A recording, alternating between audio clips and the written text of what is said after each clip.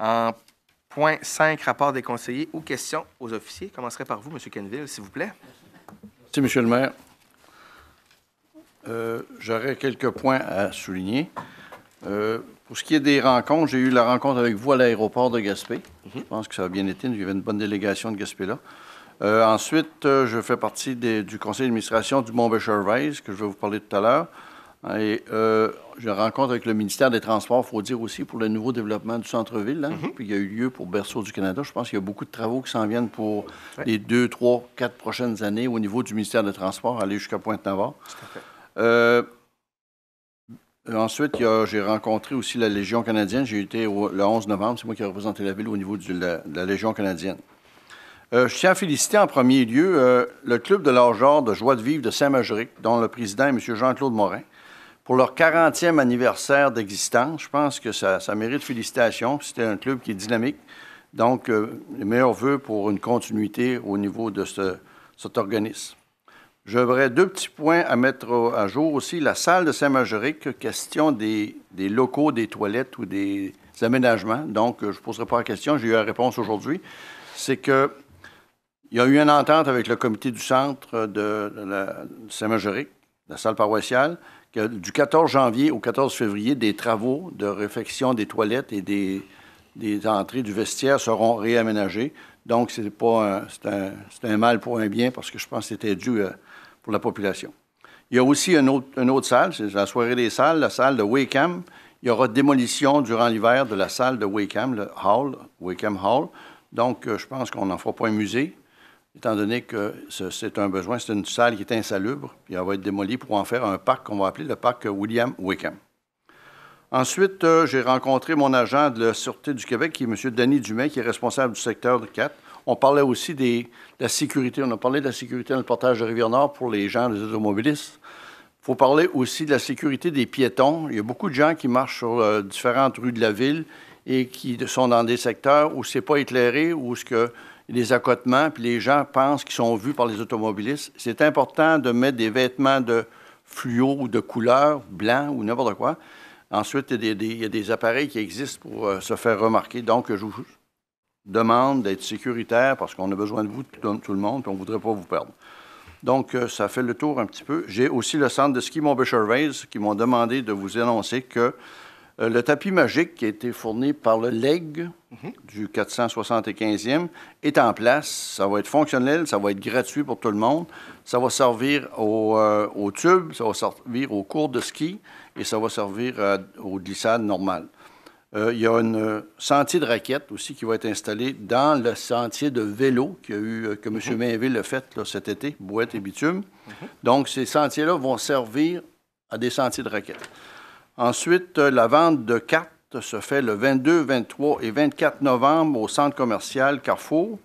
Et pour les familles qui ont plusieurs enfants, vous avez un crédit d'impôt de 500 $ pour le programme d'activité pour les enfants de moins de 16 ans. Donc, ça serait profitable pour vous. L'utilisation de tapis, réduction de 25 du tarif journalier, la station et glissade en tube gratuite. Il y a bien des activités. Puis il y a aussi, cette année, le vendredi du ski, c'est 50 ans et plus, donc les aînés, une journée complète d'activités qui sera offerte aux gens pour des activités physiques, des ateliers, des conférences et des après-midi de ski et de raquettes. Donc, ça fait le tour un peu de toutes les activités dans le secteur. Merci beaucoup, M. le maire. Plaisir. Merci Bonne beaucoup, élection. M. Quenneville. Merci beaucoup. Bonne élection. Merci. Réélection. Madame Quenneville. Madame Quenneville. C'est la moustache, c'est la moustache. Madame Perry. Madame Perry. Oui. Merci, Monsieur le maire. Bon, en fait, moi, c'est ça, il y a eu les réunions régulières du conseil, les réunions aussi de travail. Et le 15 octobre, il y a eu une rencontre entre la direction générale et la mairie. On a partagé sur les priorités à inscrire dans le budget 2013. Ensuite, il y a eu une rencontre aussi le 17 octobre avec l'agente Mme Guillemette de la Sûreté du Québec. Le 17 octobre également, j'ai eu le conseil d'administration de CD Spectacle et une information que j'aimerais aussi vous transmettre.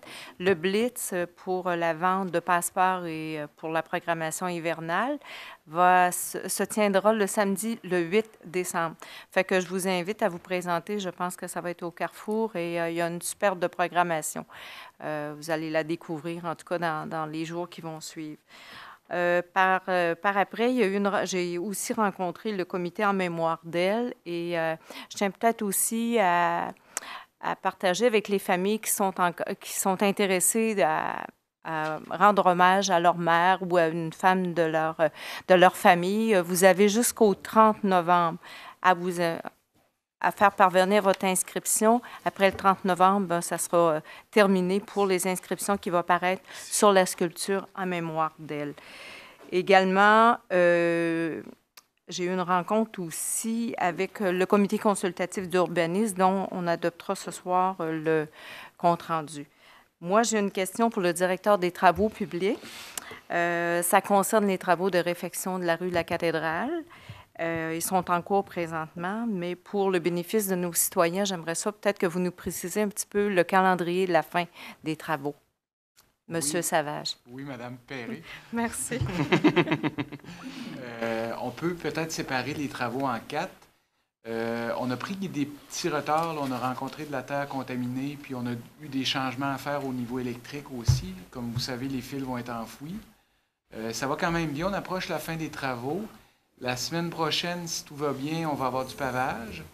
La réfection des cours arrière, tout ça, c'est commencé. On va devoir faire un petit peu de travail quand même au printemps parce qu'on sait que l'engazonnement, là, ça ne prendra pas à 100% à cette période-ci de l'année. Pour les fils électriques aériens, ils vont disparaître au fur et à mesure que les clients vont être rebranchés puis que tout va bien fonctionner. Donc, surprenez-vous pas là, de voir des poteaux électriques encore pour quelques mois. Puis, au niveau des lampadaires, je n'ai pas l'information présentement. Je pourrai la donner plus tard à la prochaine réunion. Là. Mais au cours des prochaines semaines, prochains mois, on va voir aussi les lampadaires là, pour avoir une belle rue de la cathédrale comme les citoyens le méritent. Bien, en tout cas, merci, c'est du beau travail. Pour terminer, je vais renchérir un peu ce que c'est que M. Quenneville a dit par rapport à la sécurité. C'est sûr qu'avec le changement d'heure, en fait, l'amorceur arrive plus tôt. Donc, j'interpelle les automobilistes à être prudents, à respecter les limites de vitesse parce que nos petits qui sortent de l'école à 3h45, il fait noir et avec les travaux qui se déroulent actuellement sur la rue de la Cathédrale, la rue Jacques-Cartier, bien, quand même un peu affectés par ça. Donc, j'inviterai quand même, c'est ça, les gens à être très respectueux et à respecter les limites de vitesse. Fait que je vous remercie. Merci, Mme Perret. Monsieur Aspiro, s'il vous plaît. Oui, bonsoir tout le monde. Oui, pour moi, ce mois-ci, j'ai eu quand même des réunions avec le conseil. J'ai participé aussi à l'assemblée régulière de la SADC. J'ai rencontré aussi les chevaliers de colon de Rivière-Nord. Je vais vous dire dans quel but, là. Pour leur faire une demande pour me supporter dans l'aménagement d'une piste cyclable à Rivière-Nord. J'ai eu une très bonne écoute. Nous allons former quand même un comité dans les semaines à venir. Puis aussi, je vous dirais que j'ai l'appui de la municipalité dans ce dossier. On va garder la population informée sur l'avancée du projet. Je vous dirais que j'ai quand même 2 projets en air d'aller, là, puis je vais vous dire pourquoi aussi, parce que quand je dis, je vais vous dire pourquoi, parce qu'on sait exactement où ce que la route va passer et où le tracé s'exécute là, présentement. J'aurais aussi un second projet au niveau de l'aménagement du secteur de la rue du Banc. Quand je dis secteur de la rue du Banc, là, tout le monde sait où il y a eu des expropriés. Là. Il y a eu beaucoup d'expropriations dans ce coin-là. Puis je vous dirais que ça, je pense, en tout cas, avec l'appui de la population, là, ça serait bien qu'il y ait quelque chose qui se fasse dans ce secteur-là. En terminant, il y a des travaux routiers là, qui sont commencés, mais j'ai quand même eu beaucoup de questionnements sur les travaux routiers. Je vais vous donner quand même un bref compte-rendu du projet. La ville de Gaspé désire informer la population que les travaux de la phase 4 à Rivière-Nord sont débutés ce 24 septembre. Ce vaste chantier, dont les investissements totaux des 4 phases dépassent 40 millions, se poursuivra donc jusqu'en octobre 2014, date prévue pour la fin des travaux. Pour cet automne, les travaux se concentreront autour du pont des Plourdes, construction d'un chemin de déviation, le pont temporaire, démantèlement de l'actuel pont des Plourdes, début des travaux d'infrastructure et d'aménagement pour la saison 2013. Donc, cet hiver, les automobilistes devront emprunter le pont temporaire sur lequel la circulation se fera sur 2 voies. 2013-2014, création d'une nouvelle route 132 qui passera désormais le long du Marais, à partir de la Maison des Jeunes jusqu'au bureau de poste. Amélioration de l'intersection actuelle de la route 132 et 197. Au lieu d'une configuration en triangle, l'intersection prendra désormais la forme d'un T. Ce qui devrait faciliter la vie des automobilistes et améliorera la sécurité de tous les usagers du réseau routier. Raccordement entre le pont des Plourdes et le pont de la rue du Banc. Raccordement entre la nouvelle 132 et le boulevard Renard-Est, secteur du bureau de poste. Raccordement entre la rue Samuel et la nouvelle intersection en T. Réfection de toutes les infrastructures entre l'épicerie Alban Spiro et la rue du Banc. L'aménagement de belvédère et d'une passerelle. Ça, c'est un projet qu'on travaille, là, puis depuis, je vous dirais, le commencement des travaux, on est en négociation avec le ministère des Transports, puis la municipalité pour réaliser quand même un belvédère là, sur ce côté-là de la route. Le contrat de la phase 4 a été octroyé aux plus bas soumissionnaires conformes, soit les entreprises SPEC de New Richmond. Après avoir reçu toutes les autorisations environnementales requises, la maîtrise d'œuvre du chantier est assurée par la Ville de Gaspé en collaboration avec le ministère du Transport du Québec. Pour terminer, aussi, j'aurais une question pour M. Savage. Le fameux feu de circulation qui est normalement a dû être mis en place là, il y a quelques mois. Là. Je voudrais juste savoir ce que ça en est rendu parce que c'est aussi au niveau de la sécurité, là, aussi bien pour les élèves qui sortent des écoles que les personnes qui descendent de la caisse populaire puis de la pharmacie. Là. C'est dans ce coin-là. Oui, au niveau des feux de circulation, la raison pour laquelle ça a été aussi long, c'est qu'il y avait une erreur dans les plans du ministère des Transports. C'est pas les bonnes pièces de béton qui ont été installées, donc ils ne pouvaient pas installer les feux par-dessus. Il y a une modification des pièces de béton qui va être faite au courant de la semaine prochaine. Ensuite, les feux vont pouvoir être installés. On s'attend à ce que pour le début décembre, là, s'il n'y a pas de problème, là, qu'on ait les feux de circulation en fonction à Rivière-Nord, enfin. Merci beaucoup. Pour moi, M. le maire, ça fait le tour pour ce mois. Merci, M. Aspiro. M. Smith, s'il vous plaît. Oui, merci, M. le maire. Bonsoir, Mesdames, Messieurs. Donc, moi, durant le dernier mois, en plus des réunions régulières du Conseil, j'ai assisté à une rencontre de travail sur le dossier de la collecte des bouts de fosses septiques. C'est un dossier qui avance très bien, comme vous le constaterez sûrement dans les prochaines semaines. J'ai également eu une rencontre avec M. le maire, à laquelle assistait aussi M. le Fournier, directeur général, et le coordonnateur, M. Côté. Une rencontre qui m'a permis de leur faire part des priorités du quartier que je représente. J'ai assisté également à des rencontres du comité consultatif d'urbanisme. Et j'ai rencontré également durant le mois les membres du CA du centre communautaire de Douglastown. J'ai pu discuter avec eux à cette occasion de leurs projets futurs et j'ai rencontré la nouvelle directrice du centre, Mme Suzanne Briand. Durant le dernier mois également, j'ai représenté la Ville au dîner soulignant le 40e anniversaire de la fondation du Club de l'Âge d'Or, le Croissant d'Or de Gaspé. Je tiens d'ailleurs à remercier Mme Bisson et les membres du club là, pour leur accueil. Et j'ai aussi assisté en tant que représentant de la Ville à la réouverture après rénovation du magasin Canadian Tire de Gaspé. Maintenant, j'aimerais rappeler aux gens, je sais que mes confrères en ont parlé à quelques reprises dans les derniers mois, mais j'aimerais rappeler aux gens qu'il existe un règlement, le 734-99, et en particulier l'article 4 de ce règlement, qui interdit de laisser un chien sans laisse dans un lieu public. C'est à la demande d'une personne âgée de mon secteur qui qui a failli se blesser là, parce qu'elle promenait elle, son chien avec une laisse, mais qu'il y a un autre chien qui est arrivé et elle me dit « Est-ce que tu pourrais rappeler ce règlement-là aux gens? » Je pense que c'est important. C'est pas un coût énorme d'acheter une laisse et de promener son chien.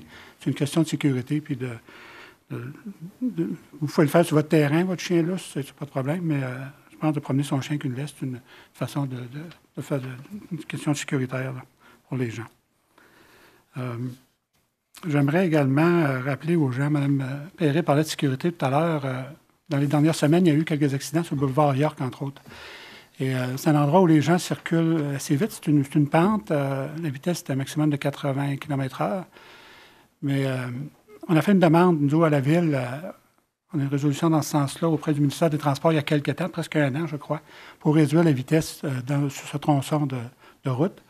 On a relancé, d'ailleurs, les gens du MTQ à ce sujet-là dans les dernières semaines. Et ils vont, semble-t-il, faire une étude et nous donner une réponse quand même assez prochainement pour voir s'ils vont réduire la vitesse ou pas dans ce secteur. En attendant, je demande aux gens d'être prudents. C'est un endroit où il y a une entrée de l'hôpital, ça circule, il y a beaucoup de gens, il y a beaucoup d'entrées qui sont quand même dangereuses parce que la vision est mauvaise dans ces coins-là. Alors, je demande aux gens un peu plus de prudence, s'il vous plaît. Monsieur le maire, si vous le permettez, j'aurais maintenant une question pour le directeur des Travaux publics. Oui. C'est la soirée des questions à M. Savage. Monsieur Savage, j'aimerais, pour le bénéfice des gens qui habitent sur la rue Forêt, savoir s'il y a des travaux prévus pour la réparation des fossés, par exemple. On sait que quand il pleut beaucoup, c'est un problème. Les fossés se brisent, ça brise les terrains des résidents, tout ça. Est-ce qu'il y a quelque chose de prévu à ce sujet-là? Oui, ça va se faire en 2 temps, ce projet-là. Il faut commencer par la partie du ministère des Transports. Donc, le ministère des Transports doit faire un gros ponceau pour pouvoir traverser l'eau de la rue Forêt vers la baie de Gaspé. Il y a une petite difficulté parce qu'il va y avoir des terrains à racheter là, entre la baie et la 132. J'ai une rencontre là, mardi prochain. C'est un projet qui avance. Suite à ça, nous, à l'interne à la Ville, on va faire l'évaluation de ce que ça prend comme solution, puis des coûts que ça va engendrer. On va présenter ça pour le plan triennal des immobilisations. Puis à ce moment-là, le Conseil pourra statuer là, à quel moment on pourra faire ce projet-là.